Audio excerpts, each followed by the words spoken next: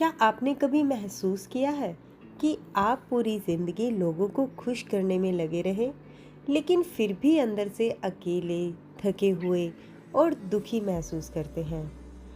हम बचपन से यही सीखते हैं, अच्छे बनो, सबको खुश रखो, किसी को दुख मत दो।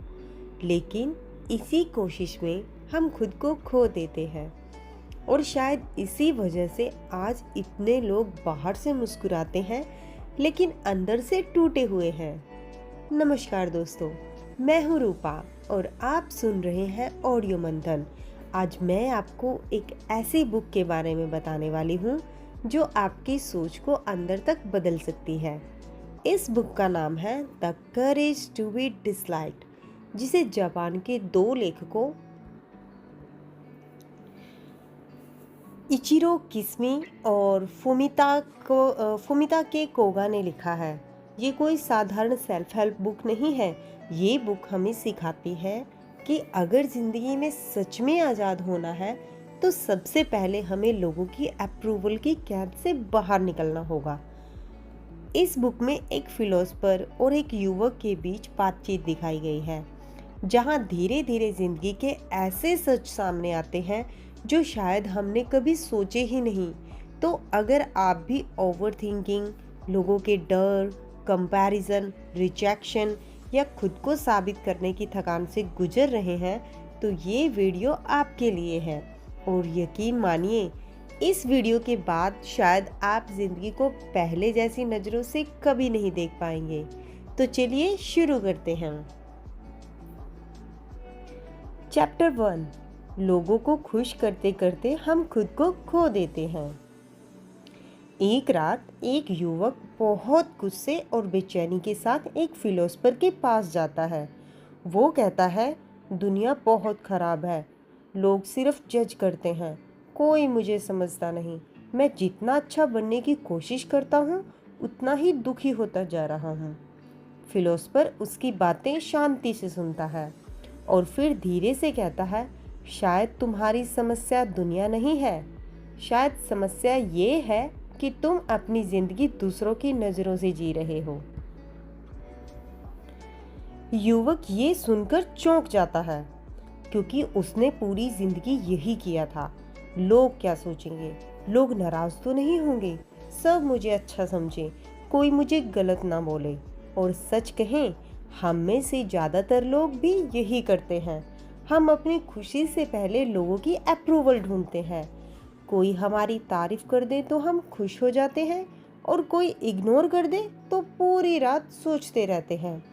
धीरे धीरे हमारी ज़िंदगी हमारी नहीं रहती, वो लोगों की एक्सपेक्टेशंस बन जाती है।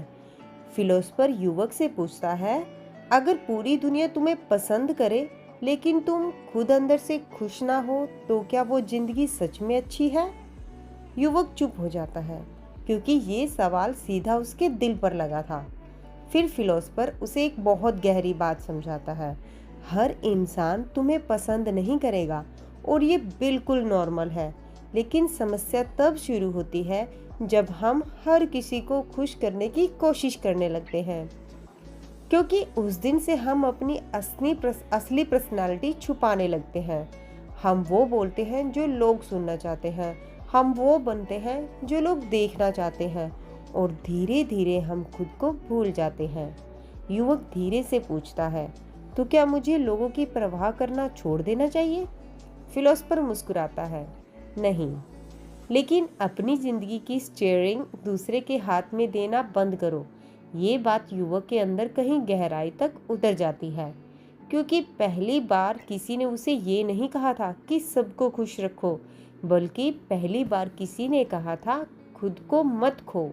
और शायद यही इस बुक की सबसे बड़ी सीख है कि ज़िंदगी तब भारी लगने लगती है जब हम हर वक्त ये सोचते रहते हैं कि लोग हमारे बारे में क्या सोच रहे होंगे।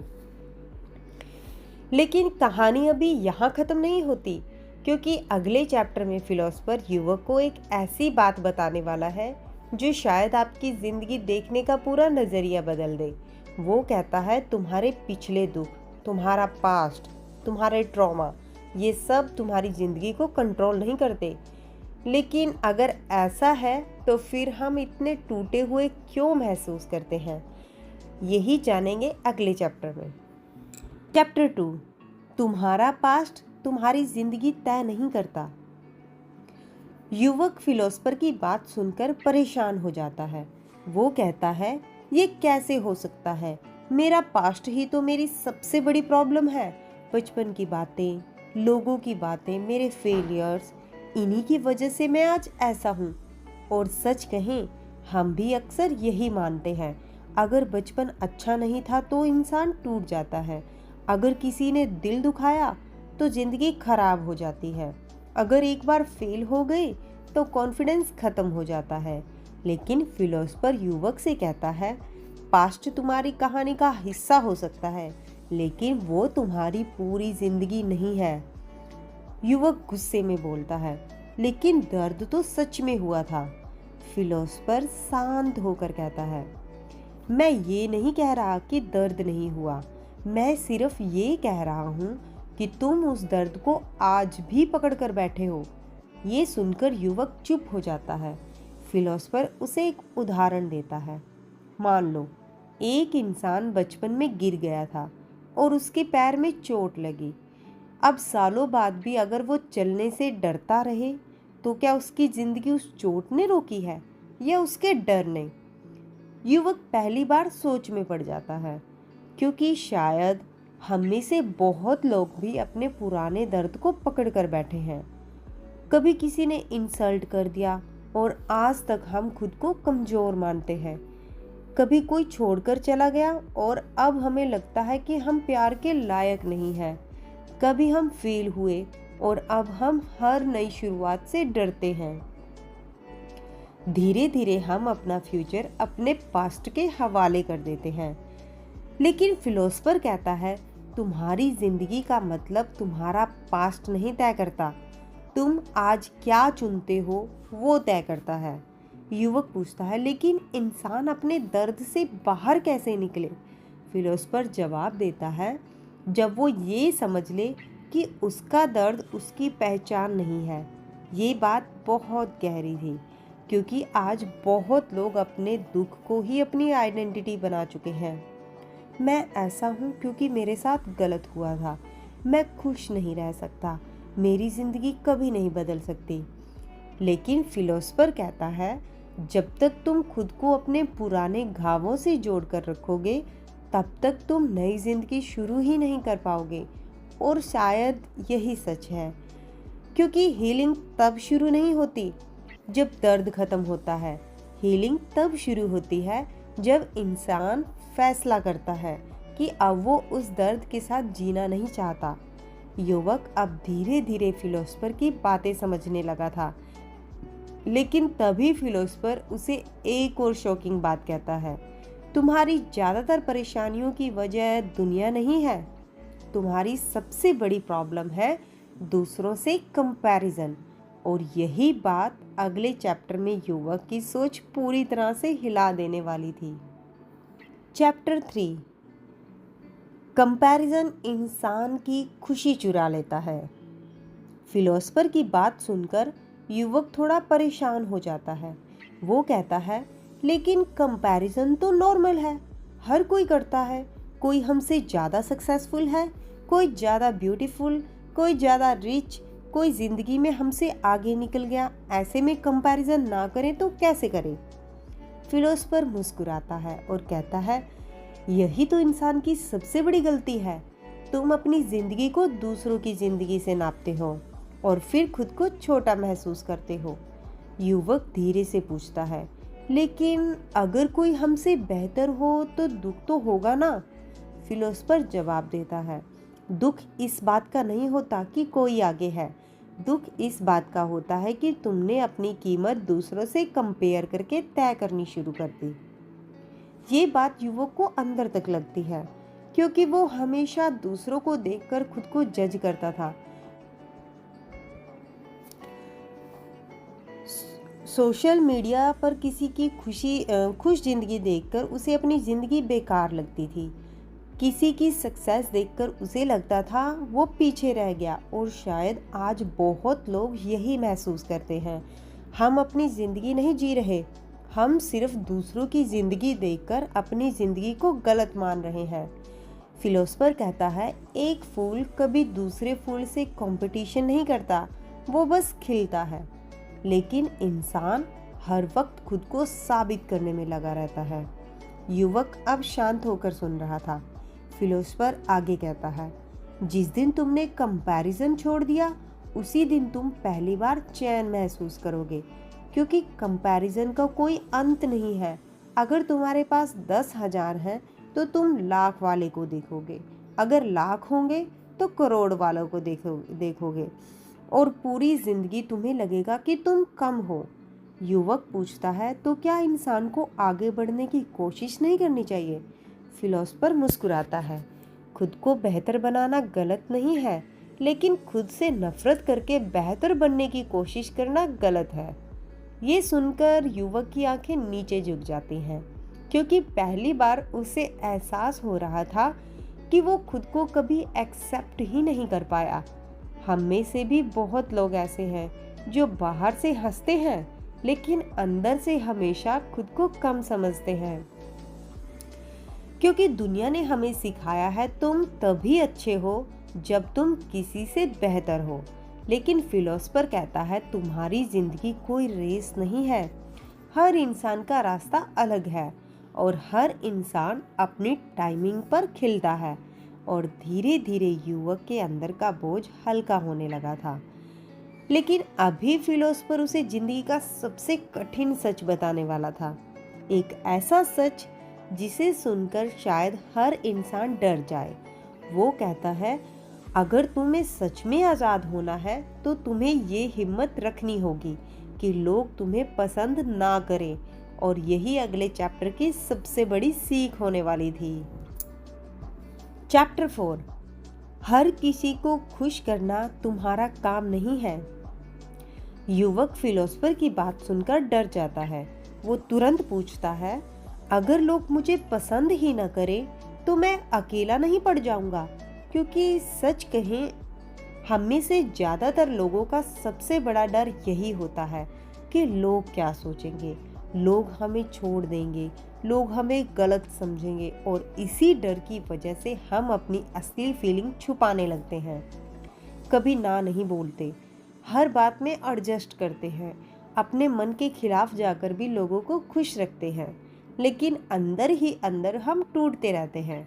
फिलोसफर युवक से कहता है, तुम्हारी जिंदगी का मकसद हर किसी को खुश करना नहीं है।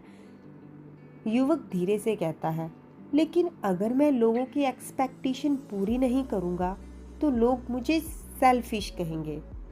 फिलोसफर मुस्कुराता है, और अगर तुम पूरी जिंदगी सिर्फ दूसरों के हिसाब से जीते रहे तो एक दिन तुम खुद को खो दोगे। ये बात बहुत भारी थी, क्योंकि सच में बहुत लोग बाहर से अच्छे दिखते हैं लेकिन अंदर से थके हुए होते हैं, क्योंकि उन्होंने कभी अपनी जिंदगी अपने लिए जी ही नहीं। फिलोसफर आगे कहता है, फ्रीडम आसान नहीं होती, क्योंकि आज़ाद वही इंसान हो सकता है जिसमें गलत समझे जाने की हिम्मत हो। युवक अब चुप था, क्योंकि उसे एहसास हो रहा था कि वो पूरी जिंदगी लोगों के अप्रूवल के पीछे भागता रहा। कोई उसकी तारीफ कर दे तो वो खुश हो जाता था, कोई इग्नोर कर दे तो वो टूट जाता था। धीरे धीरे उसकी खुशी उसके अपने हाथ में नहीं रही, और शायद आज बहुत लोग ऐसे ही जी रहे हैं। हम अपनी वैल्यू दूसरों के बिहेवियर से तय करते हैं। अगर लोग प्यार दें तो हम खुद को अच्छा मानते हैं, अगर लोग रिजेक्ट कर दें तो हम खुद को बेकार समझने लगते हैं। लेकिन फिलोसफर कहता है, दूसरों की राय तुम्हारी पहचान नहीं है। हर इंसान तुम्हें अलग नज़र से देखेगा। तुम सबकी नज़रों में परफेक्ट नहीं बन सकते, और यही सच है, क्योंकि चाहे तुम कितने भी अच्छे बन जाओ, कोई ना कोई तुम्हें गलत जरूर समझेगा। तो फिर पूरी जिंदगी सबको खुश करने में ही क्यों निकालनी? युवक धीरे से पूछता है, तो क्या इंसान को किसी की परवाह नहीं करनी चाहिए? फिलोसफर जवाब देता है, परवाह करो, लेकिन खुद को खोकर नहीं। रिश्ते जरूरी हैं, लेकिन अपनी शांति उससे भी ज़्यादा जरूरी है। ये सुनकर युवक की आंखों में पहली बार थोड़ी शांति दिखाई देती है, क्योंकि शायद पहली बार उसे एहसास हो रहा था कि उसे हर किसी की परमिशन लेकर जीने की ज़रूरत नहीं है। लेकिन तभी फिलोसफर उसे आखिरी और सबसे गहरी बात बताता है। जिंदगी का असली मतलब सिर्फ खुद के लिए जीना भी नहीं है। असल खुशी तब मिलती है जब इंसान खुद से बाहर निकलकर दूसरों की जिंदगी में भी रोशनी बनाता है। और यही इस बुक का आखिरी और सबसे खूबसूरत चैप्टर होने वाला था। चैप्टर 5, जिंदगी का असली मतलब खुद को साबित करना नहीं, खुद को बांटना है। अब युवक पहले जैसा नहीं रहा था, उसके अंदर कुछ बदलने लगा था। पहले वो हर वक्त डर में जीता था, लोग क्या सोचेंगे, मैं दूसरों से पीछे तो नहीं, सब मुझे पसंद करते हैं या नहीं। लेकिन अब वो धीरे धीरे समझ रहा था कि जिंदगी कोई कंपटीशन नहीं है। फिलोसफर युवक की तरफ देखकर कहता है, इंसान की सबसे बड़ी खुशी तब नहीं मिलती जब वो सबसे ऊपर पहुंच जाए, बल्कि तब मिलती है जब उसे महसूस होता है कि उसकी वजह से किसी की जिंदगी बेहतर हुई है। युवक थोड़ा कंफ्यूज होकर पूछता है, मतलब? फिलोसफर मुस्कुराता है, हर इंसान इस दुनिया में कुछ देने के लिए आया है, लेकिन आज ज़्यादातर लोग सिर्फ ये सोचते रहते हैं कि उन्हें क्या नहीं मिला, इसीलिए वो हमेशा खाली महसूस करते हैं। ये बात युवक को अंदर तक लगती है, क्योंकि सच में जब इंसान सिर्फ खुद के बारे में सोचता है तो वो कभी सेटिस्फाइड नहीं हो पाता, उसे हमेशा कुछ कम लगता है। और शायद आज की दुनिया की सबसे बड़ी प्रॉब्लम भी यही है। सब लोग अटेंशन चाहते हैं, इम्पोर्टेंस चाहते हैं, वैलिडेशन चाहते हैं, लेकिन बहुत कम लोग ऐसे हैं जो किसी और की ज़िंदगी आसान बनाने की कोशिश करते हैं। फिलोसफर युवक से कहता है, जब तुम खुद को साबित करने की दौड़ से बाहर निकलोगे तभी तुम्हें असली शांति मिलेगी, क्योंकि उस दिन तुम कंपेयर करना छोड़ दोगे, अप्रूवल मांगना छोड़ दोगे, बस अपनी ज़िंदगी जीना शुरू कर दोगे। युवक अब पूरी तरह शांत था। उसकी आंखों में पहली बार डर नहीं, सुकून दिखाई दे रहा था। वो धीरे से पूछता है, तो क्या खुश रहने का यही रास्ता है? फिलोसफर मुस्कुराकर कहता है, हाँ, खुद को एक्सेप्ट करो, अपने पास्ट की कैद से बाहर निकलो, दूसरों के कंपैरिजन छोड़ो, हर किसी को खुश करने की कोशिश मत करो, और फिर जहाँ हो, जिस हालत में हो, वहीं से अपनी ज़िंदगी को मीनिंग देना शुरू करो। कुछ देर तक दोनों के बीच खामोशी रहती है, लेकिन उस खामोशी में युवक को वो जवाब मिल चुके थे जिन्हें वो पूरी ज़िंदगी बाहर ढूंढ रहा था। और शायद इस बुक की सबसे बड़ी सीख भी यही है, फ्रीडम तब नहीं मिलती जब पूरी दुनिया तुम्हें पसंद करने लगे, फ्रीडम तब मिलती है जब तुम खुद को एक्सेप्ट कर लेते हो।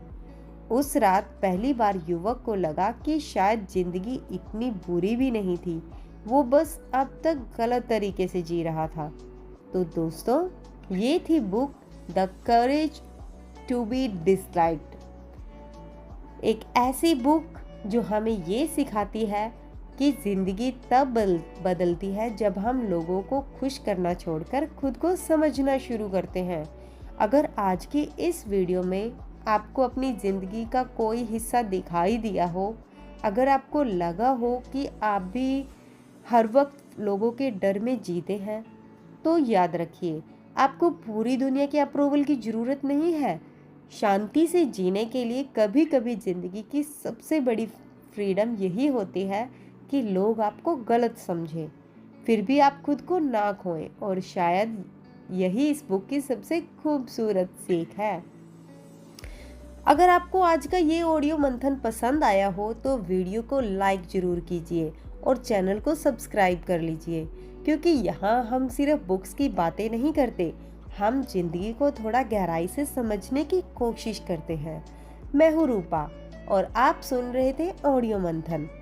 फिर मिलेंगे एक नई बुक, नई सोच और ज़िंदगी के एक नए मंथन के साथ। तब तक याद रखिए, हर किसी को खुश करने की कोशिश में खुद को मत खो देना। धन्यवाद।